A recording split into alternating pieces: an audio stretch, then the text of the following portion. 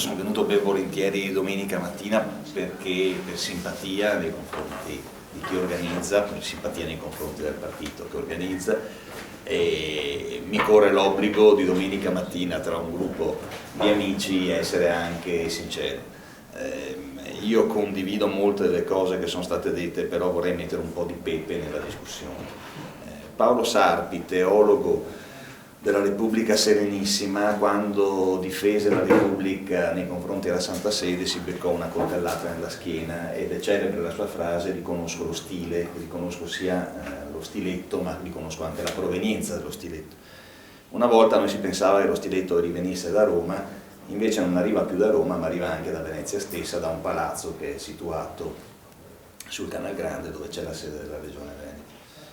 Proprio ieri lo dico, perché c'è uno in curva che... Sì, esatto. No, ma non mi riferisco a quello del Consiglio regionale, mi riferisco a quello della Giunta regionale, perché chi governa ha delle responsabilità, evidentemente. È evidente questo. Come a chi governa, al sottosegretario Baretta mi corre l'obbligo di dire che venerdì sono cominciate ad arrivare le prime sentenze sugli sgravi e sono sfavorevoli alle imprese, e questa è veramente una stilettata per la città di Venezia. Ma questo è un argomento che ovviamente verrà trattato a Roma, qui non è argomento di discussione. Però quello che vorrei sottolineare è che molto spesso la Regione Veneto, e quando parlo di Regione non parlo degli amici che sono stati all'opposizione, ma parlo di chi ha avuto le leve di comando e ha potuto gestire, non ha avuto un comportamento molto diciamo, lineare nei confronti del turismo. Allora pensate che, come ha già detto Franceschi, il Veneto da solo fa più presenze di tutto il meridione. L'area nord-est europea, che comprende anche l'Emilia Romagna, è la seconda regione turistica d'Europa dopo la Catalogna. La provincia di Venezia da sola fa metà delle presenze di tutto il Veneto, quindi il Veneto la provincia di Venezia è il Veneto sostanzialmente, e dall'altro lato noi facciamo tante presenze in provincia di Venezia quante ne fanno 3 regioni importanti del meridione. Allora è evidente che noi siamo dei giganti, e dal punto di vista della governance abbiamo sempre espresso un nanismo preoccupante, da dove questo partito non è mai stato all'interno, così chiariamo immediatamente, all'interno della governance, non è stato mai nella sede di comando di questo settore. Io ricordo che non appena la provincia, l'ultima tornata della provincia, espresso un assessore al turismo, la prima cosa fu aggredire i mercati della Georgia e della Moldavia. Evidentemente il mercato delle domestiche venne ritenuto prioritario da chi gestiva la provincia, e ripeto, non era il vostro partito, così facciamo chiarezza. Occorrono competenze, occorrono capacità, ma soprattutto bisogna crederci nel momento in cui la Regione Veneto è l'ultima per spesa per presenza, 0,6 euro per presenza, ne facciamo 62 milioni. È evidente che non c'è l'interesse strategico ad investire nel mondo del turismo, non ce ne importa nulla. Dopodiché c'è Venezia, è un attrattore forte, la gente viene lo stesso, e poi ci sono i privati, perché i soldi che non mette la Regione li cacciamo fuori noi, che sia chiaro. Laddove la Regione fa cose, la Regione, ripeto sempre, chi decide, non vorrei essere chiaro, fa cose che non le competono, e invece non fa cose che le competerebbero, perché ad esempio il fatto di fornire un'accoglienza, detto perfettamente prima l'amico Maurizio, fornire l'accoglienza è una competenza, fornire l'informazione è una competenza che spetta all'ente regionale, che lo delega poi e delega con le risorse alla provincia o ai comuni. Decidere di aggredire un mercato lo decidono gli imprenditori, siamo noi che sappiamo quali sono i mercati di interesse, non la Regione Veneto, e invece abbiamo stabilito negli ultimi anni che è il Brasile, bisogna andare in Brasile. Allora su queste cose voglio essere chiaro, gliel'ho dette anche all'amico Finozzi tranquillamente, anche perché è una persona intelligente, per cui penso capisca la debolezza della proposta che è stata fatta in questi anni, al di là della governance, al di là delle leggi, al di là di cose dove abbiamo collaborato, dove è uscito un prodotto assolutamente buono, via dicendo, però dall'altro lato non c'è quella politica strategica di credere nel turismo. Io credo nel turismo, io investo nel turismo perché so che dal turismo mi tornerà valore aggiunto, mi tornerà occupazione, mi tornerà ricchezza diffusa e condivisa. Ecco, questo a mio modo di vedere dovrebbe essere un impegno da chi si prende, chi decide di governare questo paese, se riesce naturalmente ad avere il consenso per poter governare, evidentemente. Perché le cose devono cambiare, perché è stata sempre vista la politica come la piccola politica di promozione dei miei interessi. Faccio un esempio, e qui il Presidente penso anche di sfondare una porta aperta. Le sagre e griglie roventi, tanto per capirci, finanziate con i soldi del turismo, non sono turismo, non interessa il turismo, è solo clientelismo spiccio. Allora, il turismo vuole qualcos'altro, quei soldi potevano essere impegnati in una maniera diversa.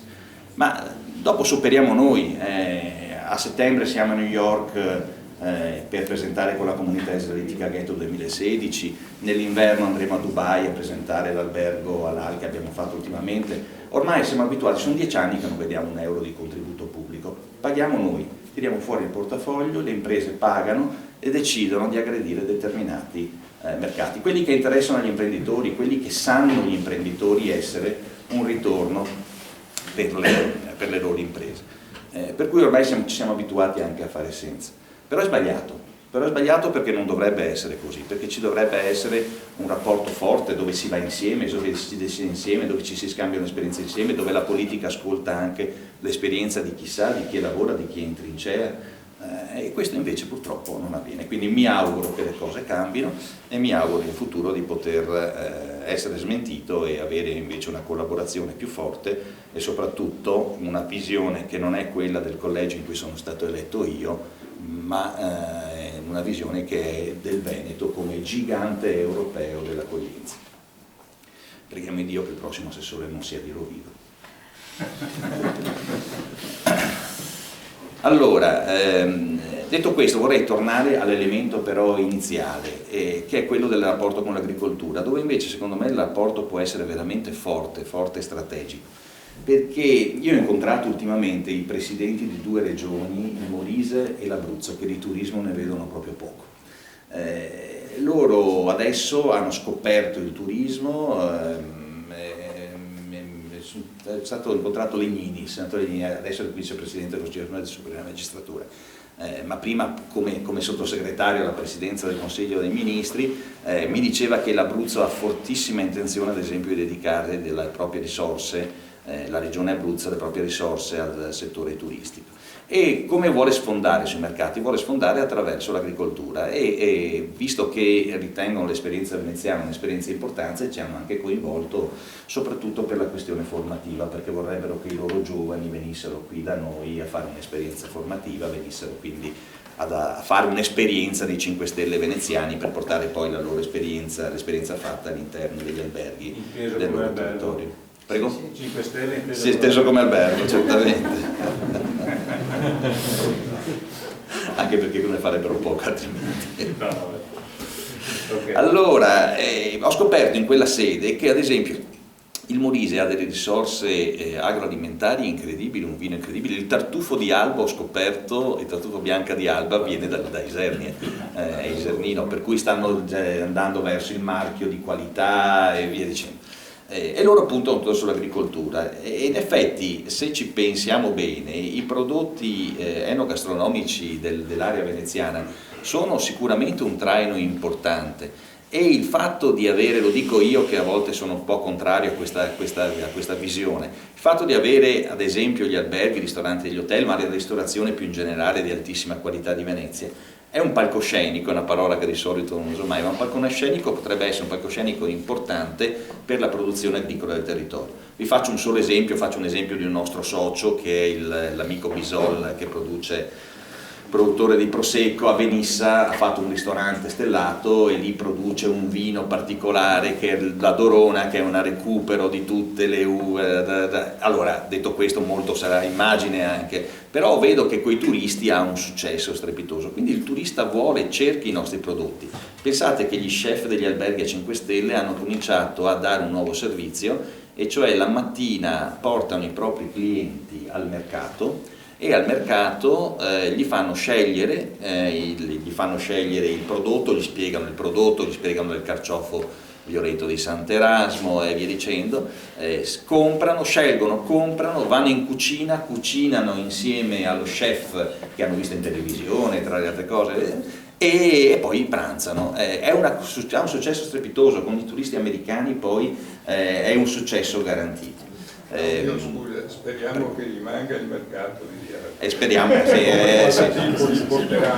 Allora, portare questa agricoltura, che è un'eccellenza, voglio dire, questi prodotti agricoli sugli le tavole degli alberghi, ma anche dei ristoranti, Maurizio, tuoi associati, che è una ristorazione di grandissimo livello, con i nostri associati evidentemente, con l'associazione dei pubblici esercizi, secondo me è un'operazione che si può fare. Il costruire il menù tradizionale, dove dietro il prodotto agricolo, dietro la ricetta c'è tutta una storia, una cultura. Pensate ad esempio, mi spiegavano, le sarde in Saor, è tutta la cultura marinara veneziana, dovevano durare tutto il viaggio fino all'Oriente. Ecco, tutte queste cose sono sicuramente cose che si possono fare anche abbastanza facilmente, ripeto, perché non sono nemmeno costosissime, basta soltanto mettersi insieme, vedere di selezionare attraverso un accordo tra associazioni di categoria prodotti, menù e via dicendo, e dopodiché. E l'altra cosa che si potrebbe fare anche per questo connubio, che è un connubio sicuramente vincente, è anche quello di propagandare le eccellenze agricole, ma in termini aziendali, in questo senso, all'interno degli hotel. Io vedo che quando vado nell'hotel toscano di un certo livello trovo sempre anche la pubblicità dell'azienda che produce il vino che poi ho bevuto all'interno del ristorante. Ecco, secondo me queste cose potrebbero essere fatte, e secondo me vedo più queste come cose produttive che come l'Expo, che vedo francamente l'Expo veneziana la vedo più come una speculazione edilizia per tutto quello che ci sorgerà intorno. Mi hanno già parlato di una torre Hilton da 200 stanze, più che un successo, è vuota, mi dicono, non mi è piaciuta, non ci sta andando nessuno, e chi ha comprato i biglietti non li sa a chi vende. Però detto questo, più che quindi l'Expo, vedo nelle collaborazioni forti tra associazioni, che forse con l'agricoltura dialoghiamo anche poco, ci conosciamo anche poco, e varrebbe la pena attraverso magari anche la casa madre nostra, la Confcommercio, riuscire a trovarci, a dialogare e a elaborare dei progetti insieme. Spendo un'ultima cosa sulla formazione. Il nostro presidente Zanon è consigliere d'amministrazione del Fondo Interprofessionale Forte. Noi col Fondo Interprofessionale Forte riusciamo a fare parecchia formazione, riceviamo finanziamenti pubblici, nostri, non pubblici, hai ragione, scusami, finanziamenti nostri per oltre 300-400 mila euro all'anno, e questi 300-400 mila euro vengono girati alle imprese perché possano fare formazione. Si potrebbe costruire un progetto formativo anche sul territorio del Milanese, ed eventualmente anche finanziare eventuali progetti formativi che dovessero coinvolgere hotel, ma anche strutture evidentemente che siano sempre legate al mondo del commercio, dei servizi e via dicendo. Grazie anche per la sintesi, siamo quasi nei tempi, quindi